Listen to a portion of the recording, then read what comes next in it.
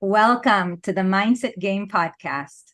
I'm very grateful to have two special guests with us today, Michelle Haggerty and Sudeshna Basu Roy. Michelle is the Chief Operating Officer and U.S. President of Prosci. And for those of you who are not yet familiar with Prosci, it is a global leader in change management solutions backed by more than 25 years of change management research and best practices. Through balancing operational excellence with the customer experience, Michelle helps companies optimize the benefits of change management and achieve their project outcomes. Prior to joining Prosci, she served a range of Fortune 500 and Fortune 100 companies across multiple industries and sectors. Our second guest, Sudeshna Basu Roy. Sudeshna is the co-founder and CEO of Marg, a corporate training and consulting firm with a pan-India presence specializing in change management, cultural transformation, business strategy, and team development. Her organization is the authorized affiliate of Prosci in the Indian subcontinent, providing change management certification, enterprise training, and advisory services. And both of these incredible women have a deep expertise in change management, and I'm so delighted and excited to dive into this topic today. Thank you so much for being here. Thank you for letting us come on. This is a great time to have a great conversation about change with so much of it happening. That's right. That's right. Thank you. And one of the things that is important during times of change is mindset. Of course, this is a podcast about mindset. And so I'm curious if we can dive right into kind of the concept of mindset during change. What do both of you see in your work working with hundreds of clients during times of change as some of the mindsets that people need to embrace to be successful and achieve the business outcomes? Yeah, it's a really great question because I think oftentimes we forget that a lot of the work we do as leaders, whether you're a CEO or an individual contributor within an organization, the decisions you make on a daily basis, the strategies you set for your organization, the solutions you bring to your client create change. And it might be small change, it might be massive change, but really coming with a mindset around change and being really mindful of what you're saying and what you're designing and what you're providing, and the other person or the other people on the other end of that and their experience, and how is it going to change the way they work, the way they think, the way that they lead. That mindset, I think, is often not present when we are brought in an organization. And so one of the things that I think is incredibly powerful, and we see, again, individual contributor to CEO, is just that intuitive understanding and appreciation for the person on the receiving end of whatever your work is, and how you really take them into consideration around change. And so we're seeing a lot of organizations put people at the center of their work and really understanding the importance of being a human-centered organization. That comes with empathy, that comes with being a little bit more strategic and intentional, and a ton of growth mindset when it comes to change. And we see leaders that have that from an intuitive perspective excel and do quite well. Others struggle and it takes a bit more time. But if you start with the mindset, the skill set can be developed for those that it's not as intuitive for. And Sudeshna, I know on the skill set side, you've got a lot of things that you've done to help people on the skill set side. Sure. And a little bit of the mindset, I think that saying is so good, right? That everybody likes change, but nobody likes changing. So when that rubber hits the road is the problem, all the problems, I think, surface. So in terms of the mindset, nowadays, even people we used to treat people the way we like to be treated, but during a change, you have to treat people they like to be treated. They would like to hear it in a particular way. They have to be brought along for sure during a change, and the expectation to be a part of a successful change and sustainable change is, I think, growing. So if the leaders during change put that first, make it very intentional, make it in a way palatable, as we say, as to whom you are, put the audience right, whom you are bringing in, then the mindset shift also becomes easier, that I have to do something. So leading from the front, and I am changing, showing that to others, and then, like, everything kind of falls in place, rather than expecting that things will happen. Then it kind of, you have to kind of make it happen as well, and make it as intentional. So nowadays, that's why we say that, don't make the change management as a set of activities. It has to be outcome driven. We have to focus on the outcome, and then the mindset becomes gets its focus as well, rather than, like, leave it. Anxiety is very, very, very, it's always not resistance, right? The anxiety part of it needs to be addressed. Great points. Absolutely agree. And I think one of the things that really helps that you've discussed is the other person understanding how they want to be treated, and hearing the unsaid is something that I recently heard someone describe the skill set and mindset around, is going and searching for the answers people feel really comfortable providing to your questions, and going and listening for what they're not comfortable saying, but crafting your communication, crafting your strategy, crafting your solution with that in mind. So yeah, absolutely agree. That shift to outcomes instead of activities is incredibly important from a mindset perspective. Yeah, and I think the way we approach it is, not like, build it. What do you need during it? Like asking that, like, yes, you would need to do the change we are asking you to do, but what do you need to do for that?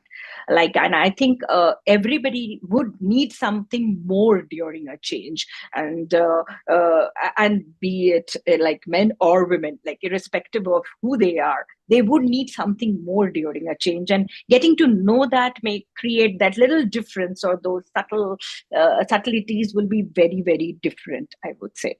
Yeah. Mm-hmm.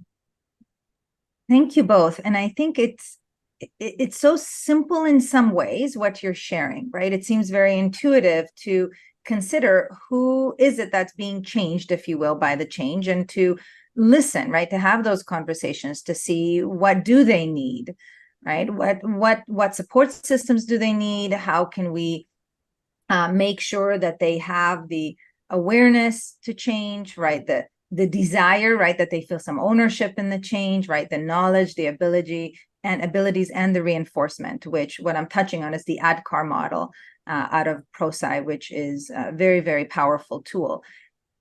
The important thing here is to have the individual in mind. And I think that's the mindset of being outcome focused, and really understanding the people that are going to be affected, and how are they really feeling, as you said, Michelle, these kind of unseen, unspoken thoughts and feelings, and to give permission for people to experience what they experience, and to express that, so that we can best support them. So what are you seeing as some of the obstacles to doing that?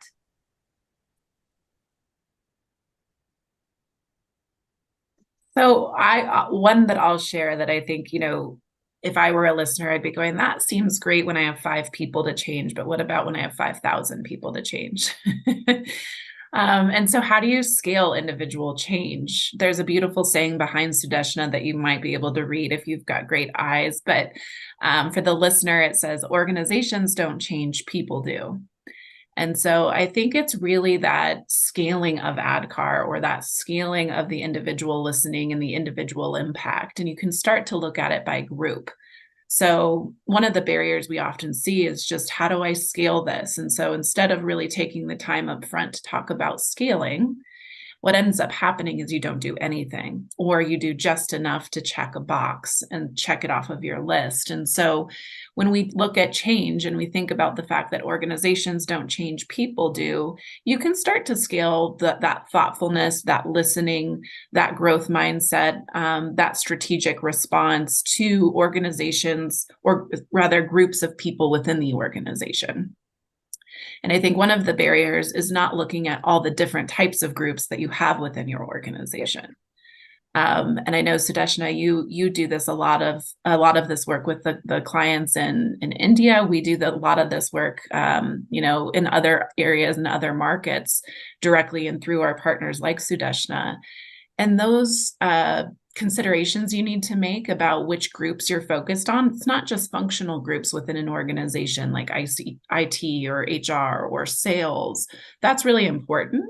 But even within that group, there might be generational differences. There might be gender differences. There might be working parent versus single individual elements that we all need to consider. And so I think the two things to summarize all of that is that change can happen at a group level when you've got 5,000 people to change, not just 5, but to be really mindful of how you segment out the impacted groups and the differences of the individuals even within those groups. Just being mindful again of that can really change the outcomes that you drive as a change leader. Yes. And also the way we put it, what is very obvious to leaders may not be obvious to the rest of the organization. So yes, I want my organization's success. Yes, I'm doing it. But for that individual, it has to be articulated for that person. So yes, the need to change is not the same. And the need to change has to be articulated.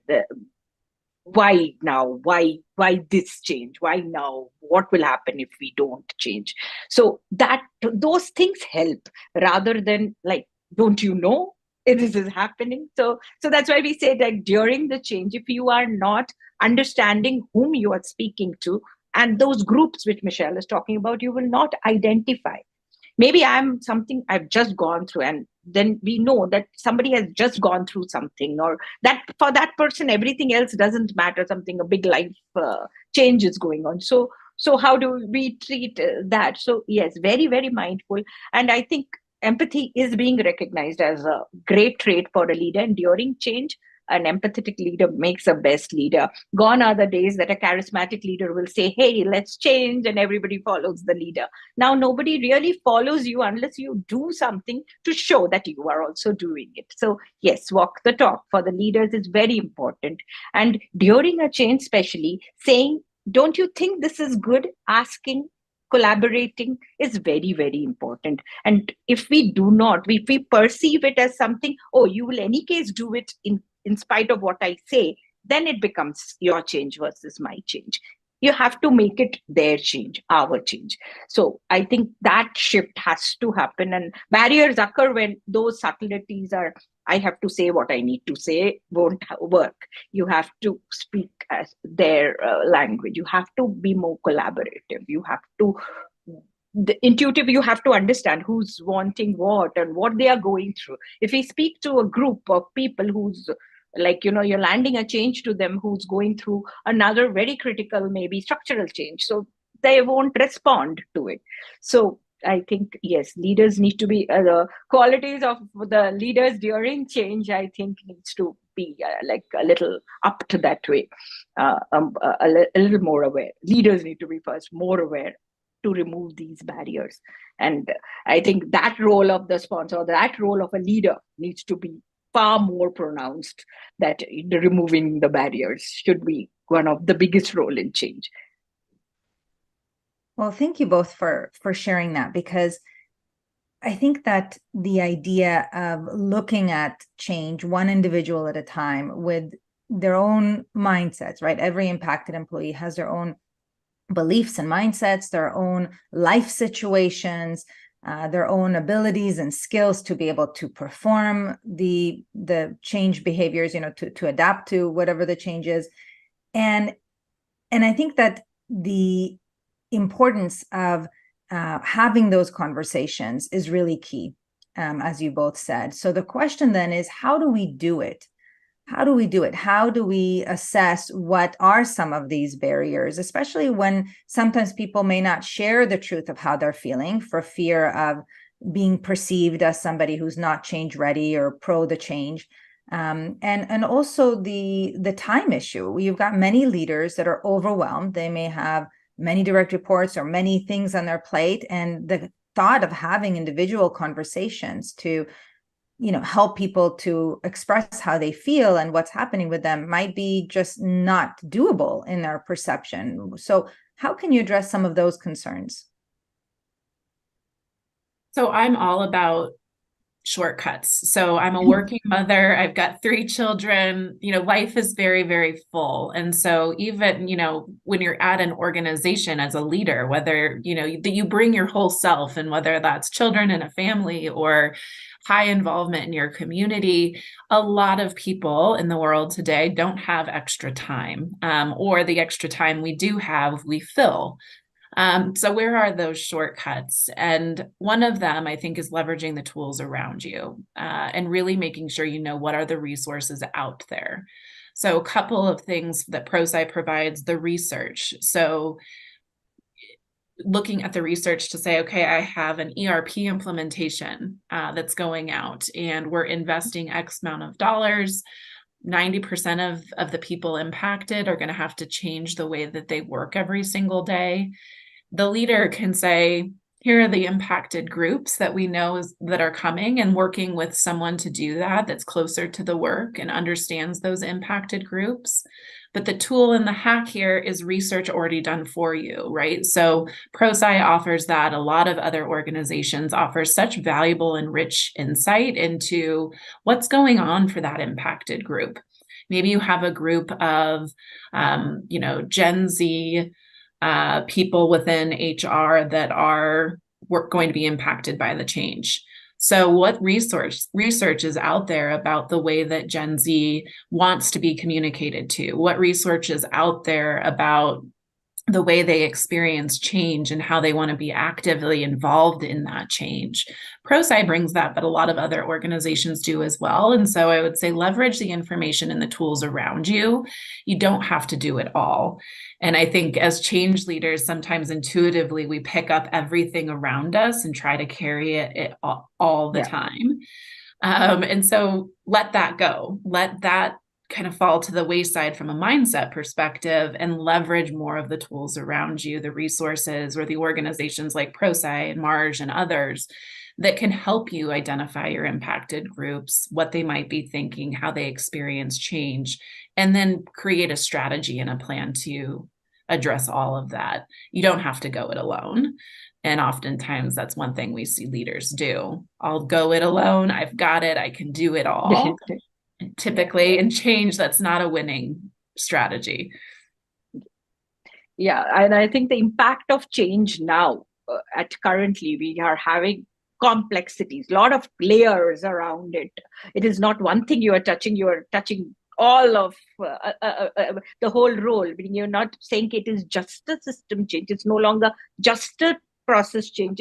It's impacting in a variety of ways. So where it is either will or skill, identifying where it is, like as she spoke of generations, if there are people of different generations, then who will have the will issue? Because maybe they won't be doing their best in the new environment, so they would be resistant to that. So you have to address that as to how they would be in the new environment, giving them that picture.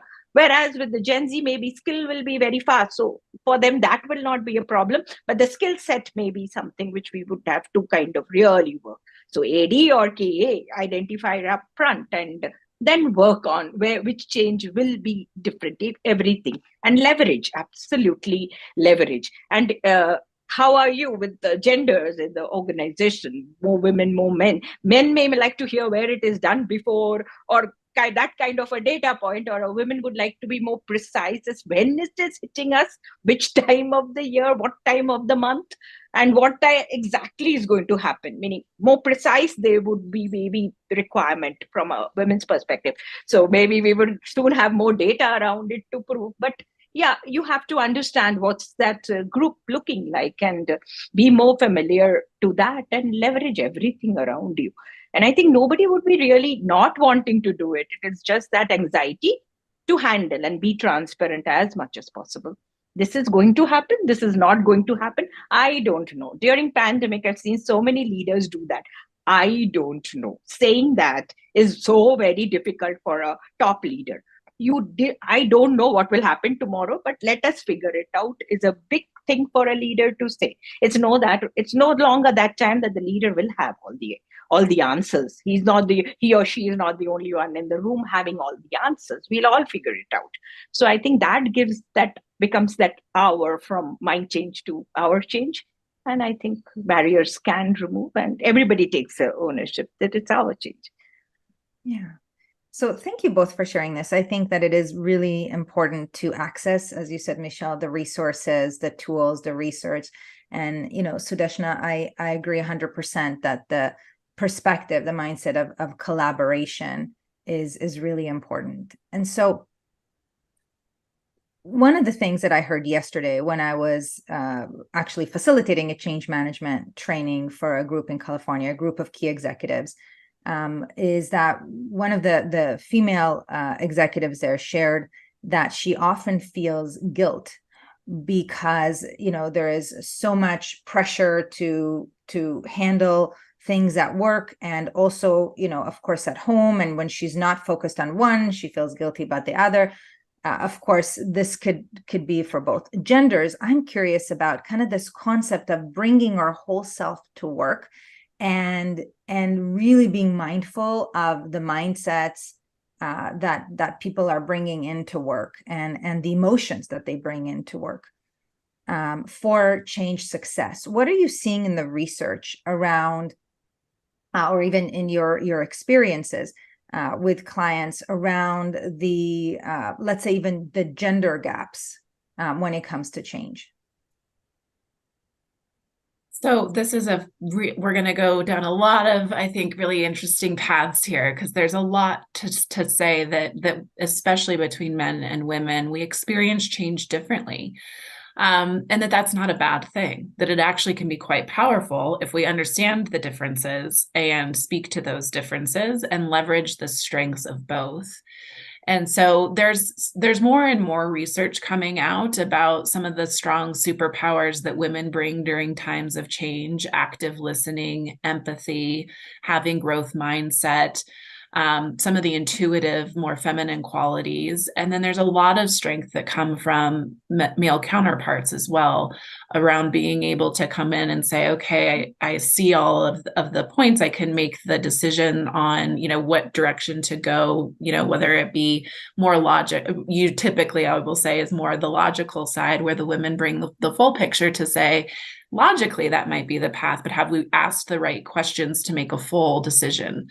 And so I think that partnership is incredibly powerful. And obviously, those are stereotypes and not applicable to every male or every female in the world, but there are male and feminine qualities that come out of every person.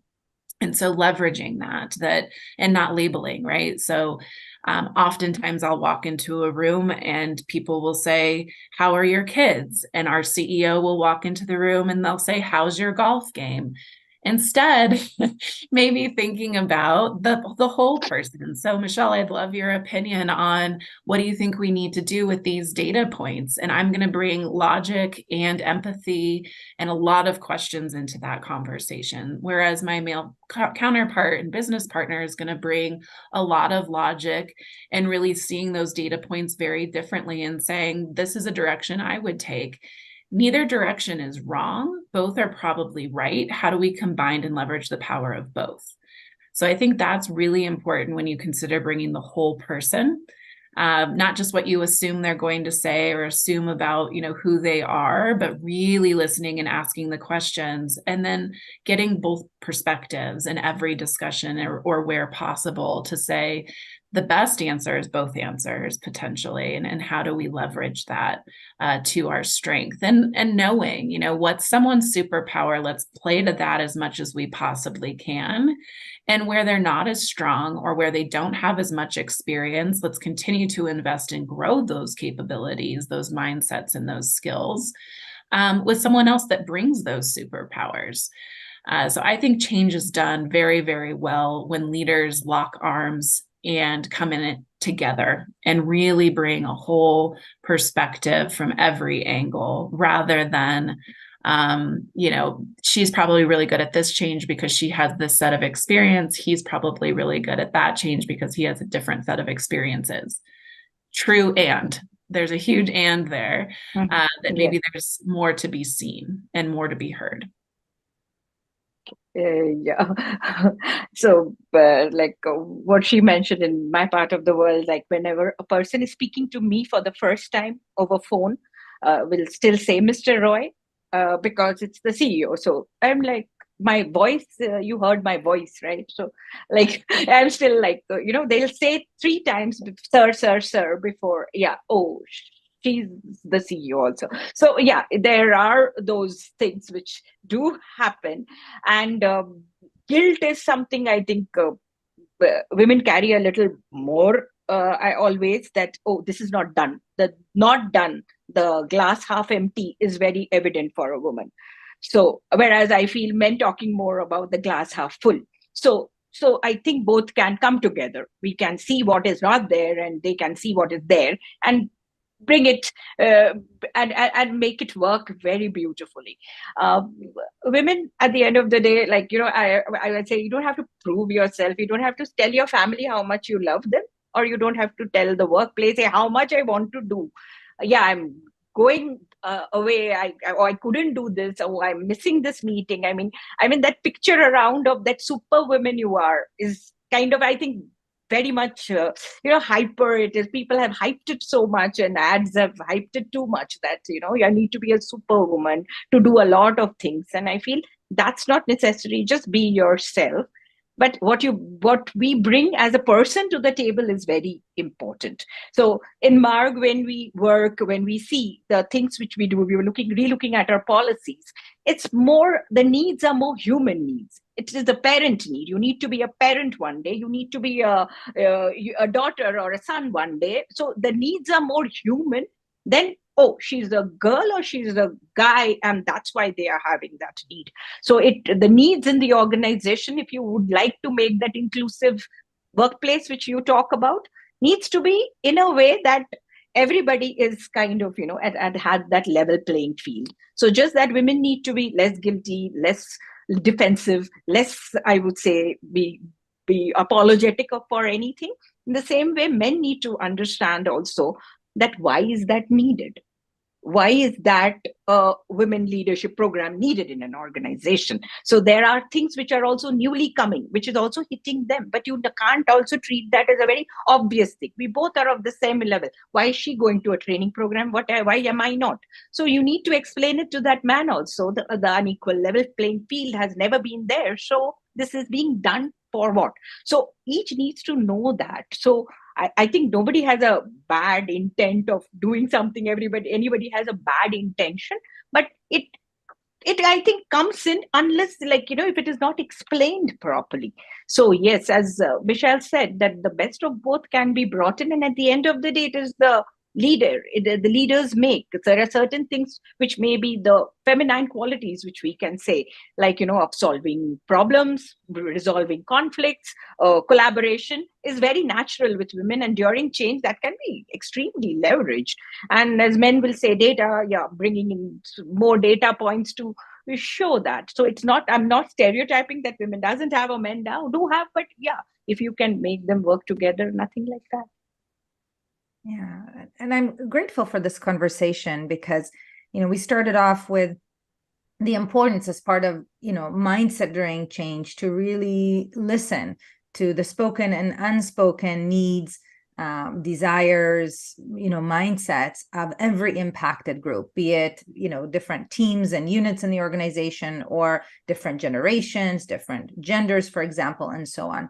And as part of that, is that mindset of the and. It's not either or, right? As I said, it's and. It's not looking at, let's say, one side to the neglect of the other, if you will. And this is really important during times of change because, as your research has shown, when we bring in kind of that blending of both the skill and the logic and the analytical side, and also the more empathetic, intuitive side, again, more what we would call archetypes of kind of masculine and feminine energy, which could be for either gender. is really important during times of change. Because we need both. It's just like, we have two hemispheres in our brain, right? We've got the left, which is, more, the left thinking, which is more logical, and of course the right, which is more present and intuitive, and so I'm curious, kind of, as we look now more at generational gaps for a moment. So we looked a little bit at gender. Let's focus on generational gaps a little bit. Michelle, you brought up an example, for example, of Gen Zs. What are you seeing in the research around generational gaps during times of change and the mindsets that leaders can embrace in order to make things easier for everyone? So the model that you talked about, ADKAR, awareness, desire, knowledge, ability, reinforcement. I think as you're leading a change, having that awareness on the why messaging. So oftentimes a mistake is made that it's the change is happening. That would mean not taking into consideration impacted groups. That would also mean not taking into consideration generational differences. So the why a change is happening, we see in our research, is incredibly important to millennials and younger generations. Why are we doing this? Convince me you've considered all the options. Show me you've considered all the options and that this is the best one. Even if it's not the best for me, especially if it's not the best for me, tell me why we're doing this. And so that's really, I think, a significant difference. I think another thing that's incredibly important is that desire element. So why would I choose to engage in this change is very different for generations, and understanding what generations you're impacting through your change and the levers you would pull to help them make that choice. Also realizing that at the end of the day, you're running a business and they're either going to choose to or not, but knowing who's choosing to, and leveraging them in your communication and in your strategy to say, across generations, so older generations to younger generations, who's in this with us, and how can we get their insights to build up a coalition through their generations and others being impacted. The last thing I would say is that I think we all kind of go through recency bias and just what generation we represent as well. Mm-hmm. The reality is millennials are now the larger part of organizations, but a lot of people don't realize that or don't accept that, right? That they're still so young, and millennials are up to 40 years old. So they're very present in the business world.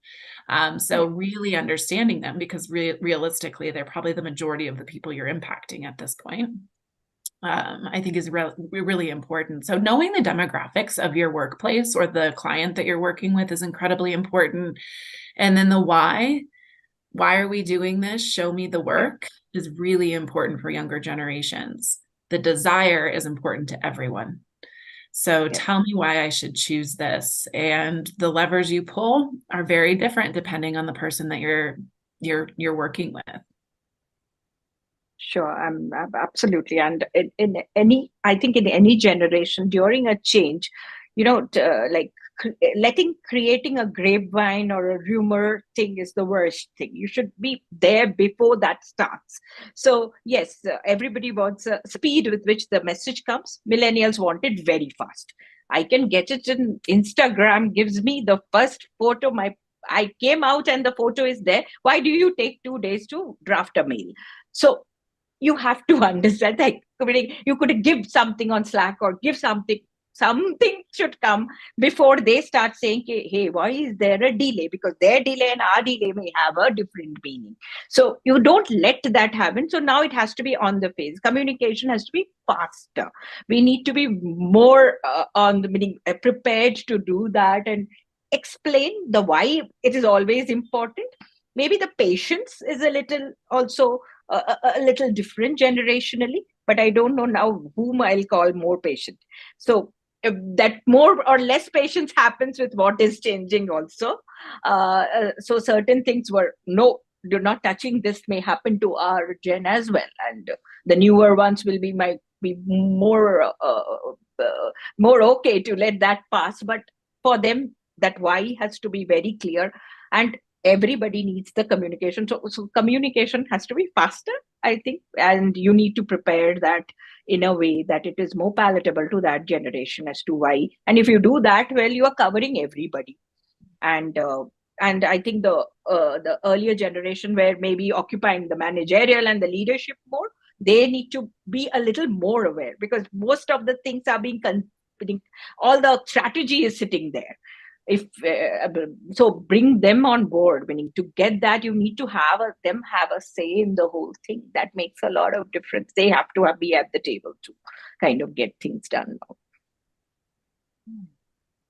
And so many great points in there, and kind of just touching off of where you left off, Sudeshna, is around, kind of giving agency where possible, right? Some ownership of the change. So obviously to inform as quickly as possible, especially for those younger generations that have an expectation for that.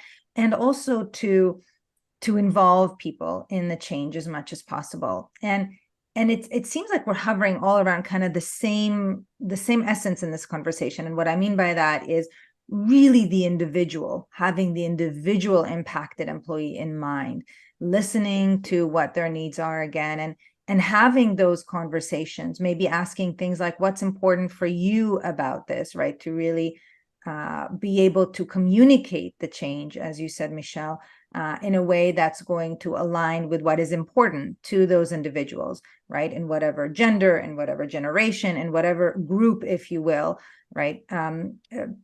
They perceive themselves to be in, and what's important to them as part of that. And so part of this is the conversations, right, around what do you see as, the reason for this change, to really understand their point of view. And of course, give that awareness. A part of it is the desire, as we said, to involve them in the change, give choices, to ask what they see as some ways to get the ultimate outcome, right? To involve them in the process or the how. And I think a part of this is also to identify really clearly the barriers as part of those conversations. Some of the things that I hear in conversations with leaders is that they're not getting the support that they need, whether the support is in the lens of kind of the knowledge and the training, or maybe it's, just being overwhelmed in terms of support, because maybe they have, they're caring for an elderly parent or for a child, or they have, for health reasons, they have some things. So how important is it as part of a change process to really understand and appreciate the support that people need during times of change? Incredibly important. Like, probably Yes. one of the bigger indicators of your success in trying to achieve those outcomes. I think the harder thing is how. And so really how, especially at scale, how do you really understand that?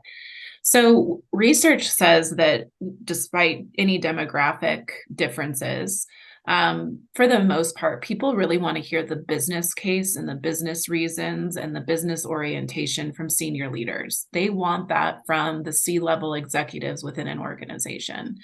So when you're going through ADKAR, which is meant to be an individual change model, it's really focusing in on who's sending what messages. And that also helps in your scalability.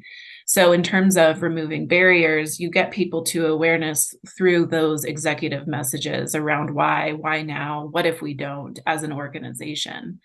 Really quickly, the human instinct is to say, well, what about me? Regardless of demographic again, right? So how does this, I'm translating the business case to my day-to-day job. That's where managers are so incredibly important.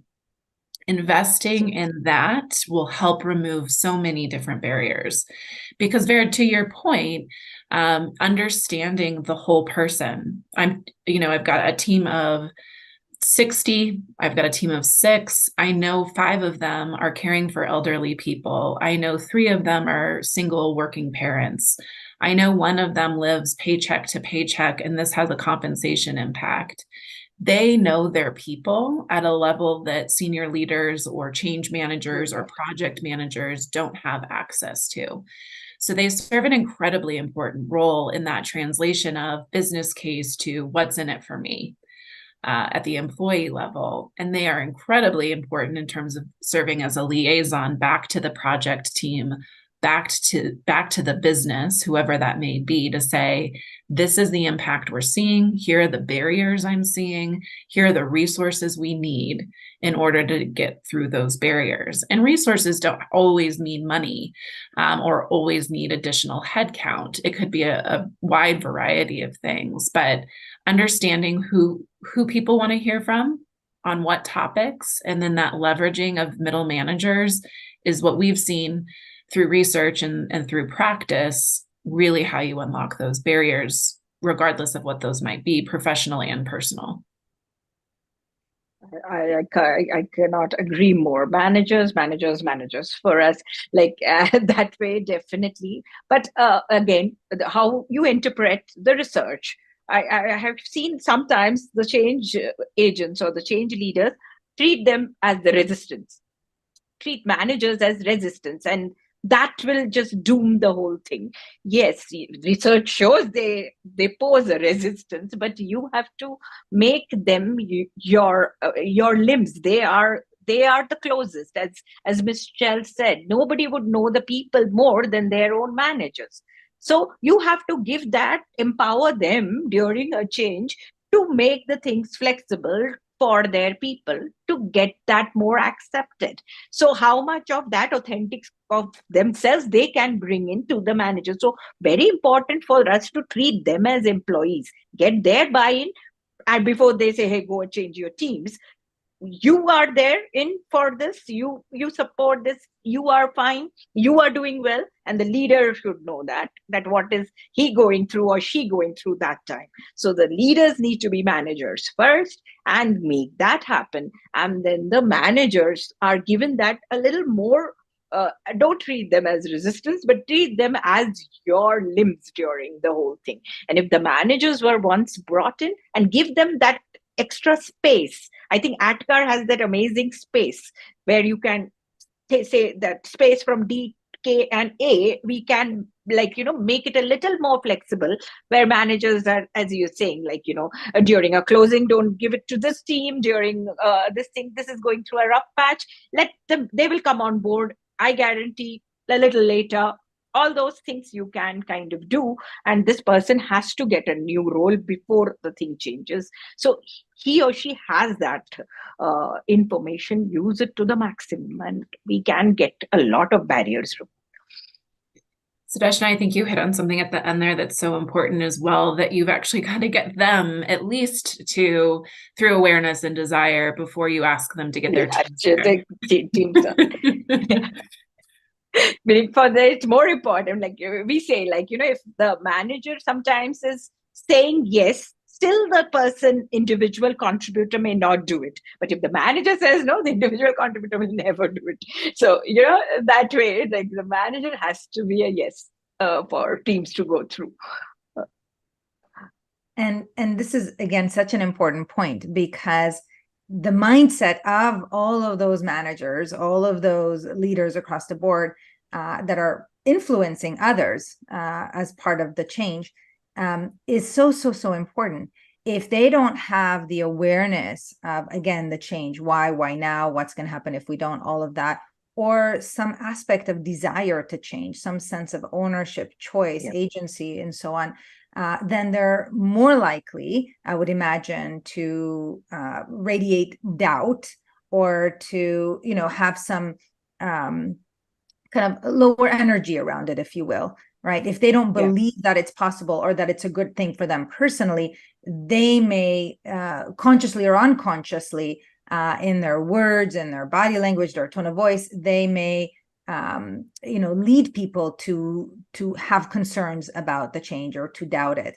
And it's so important. And I think that that's an important point, starting from the very top, quote unquote, right? The top kind of sponsors of the change, or the initiators of the change, and that mindset, right? To do their own self-work is really important, right? How do I feel about this? What are my beliefs about this? And what can I do to overcome my own obstacles, right? My own things that I need around support. What do I need in order to be able to give those extra resources, or that space, to all of the managers, for them to be able to do what we need to do to help everybody feel safe as part of the change.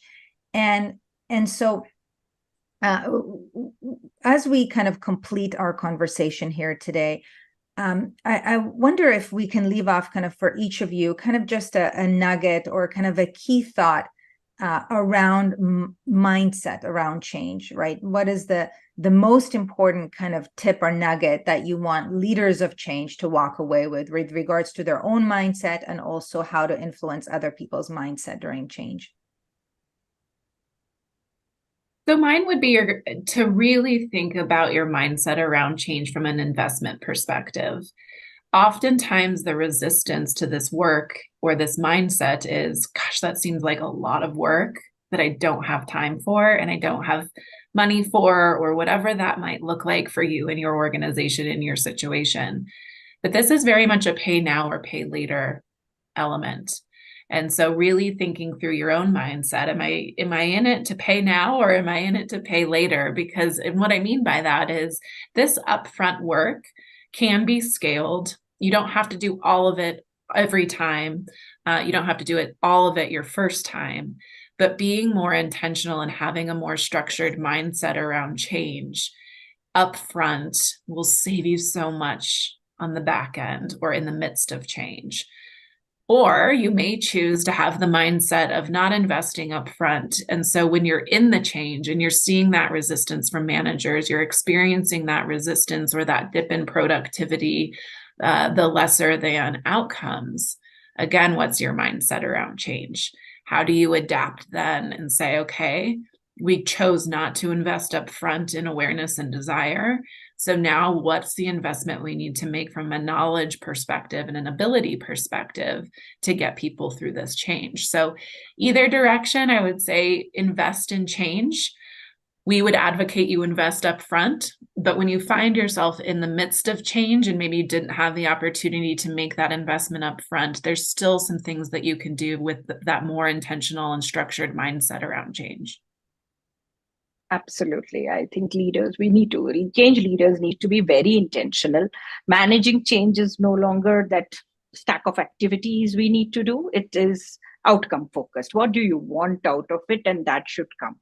Everybody would like to be a part of a successful and sustainable change. I don't want to do it for a brief period, right? So if those things we are bringing in and having people first and doing that, it is to get it done. We know organization patience is also something how long will it take? That is also go-to-market strategy will be affected by this. So a lot of things play an important role. But if you keep people at the center, a lot of things get eased out. Your strategy, and showing that you're walking the talk, you do it. Let them. Most of your managers leverage the managers for sure. And managers most of the time are managers because they are good at their work and not good at change. So give them all the tools necessary to do that. And then it will happen and you won't have to make it happen. So, but to get to that point where it happens, you need to do a lot more, I think. Yeah. Well, thank you. Sometimes you feel as leaders, you can sit back, but when it's change, you cannot really. Yeah. That's right. You cannot sit back. That's true. Because as Michelle said, if you don't make the investment earlier, it may come up later that you need to invest, and it's much more complex and perhaps even more costly. So thank you both. Thank you both for this incredible conversation where we spoke a little bit around the mechanics of change and a little bit around the energetics of change, the empathy, the listening, the compassion, the curiosity, that growth mindset, and the fact that we need both. Right. We need both to be successful. So I'd love to hear from you both. How can we learn more? Michelle, we can start with you. How can we learn more about Prosci, about the ADKAR model, and all of the wonderful resources and research that you have available to help make change easier? Yeah, so our mission as an organization is to build your capability, not necessarily just do it for you. And so my number one recommendation is to go to our website. If you're a veteran of change, if you're new to change, there's a ton of resources available to you. So prosci.com, you can get a ton of access to on-demand webinars, way more information about the ADKAR model, ebooks, e-learning, all of those things. And then in the larger investments around, training and advisory services and research, et cetera. So no matter where you are and the resources you have available, you will find something that you can leverage on prosci.com and a path for you to be more engaged and intentional as a change leader.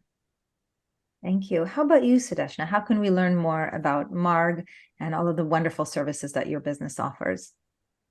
So we are operating currently in India, Sri Lanka, Bangladesh is what our territory is. And we provide, we are the authorized partners of Prosci in this part of the world. And as Michelle said, that the training services, the certification and the advisory services are available with Marg. Apart from that, Marg specializes in bringing about cultural transformations in particular. So we work a lot with leaders to enhance their skill sets and mindsets for during change, as well as to have great teams under them and the ideal culture to nurture that. So you can go to margonline.com for that. And we will be there to help you. Well, thank you both again for your incredible expertise and all the wonderful insights and strategies that you've shared with our listeners. All the best to both of you. Thank you for having us. Thank you. Thank you, Michelle.